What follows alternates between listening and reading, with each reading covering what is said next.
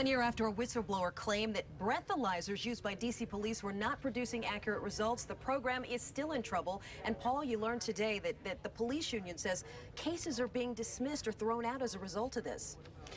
We learned today that cases are being dismissed today, and we'll get to that in a second, Sean. But more importantly, what's happening is the program is still in disarray. There's a lot of confusion going on because the police department is no longer using breathalyzers. Instead, they're relying on urine and the results from the urine tests.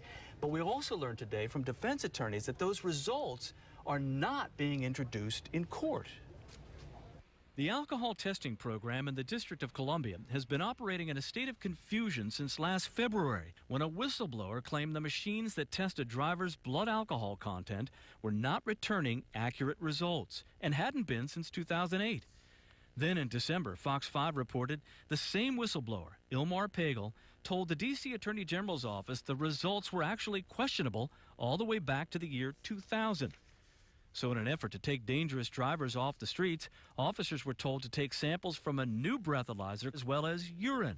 But on February 4th, this internal memo was sent to all officers on the force, telling them the breath testing instruments shall not be used until official certification takes place. Instead, they've been told to only take urine samples. But defense attorney David Benowitz says the results are not being used in court. He's taken as many as 60 to trial in the last year. In every one of those cases, at one point or another during the life of that case, the prosecutor or the assistant attorney general in that case has come into court and said, we are not relying on those scores to prove our case. And that's been in the last year? Yes. And that includes urine and intoxilizers? Yes. Instead, the prosecutors are relying on the testimony of the arresting officer. Benowitz says there is never an explanation. Chris Ballman with the police union blames the D.C. Attorney General's office.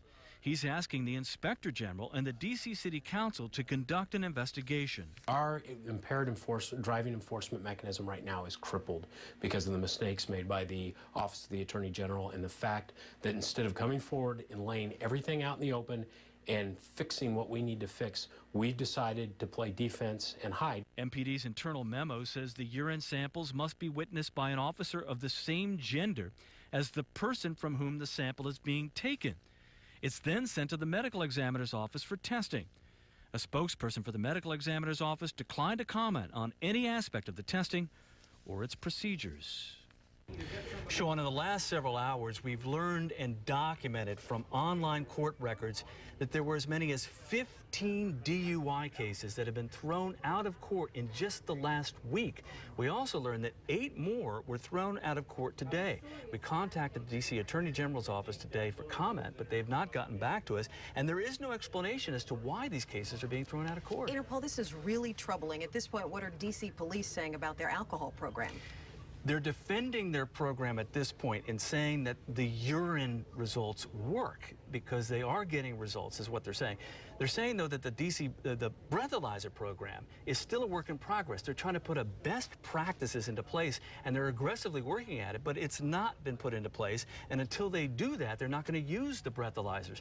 I talked to Assistant Chief Patrick Burke today by phone, and he told me that he believed, actually, that the urine results were being used in court, but that defense attorney said that he hasn't seen the prosecutors use those results in court. So there's a lot of confusion with what's going on with this program right now. And I know you're going to stay on top of it.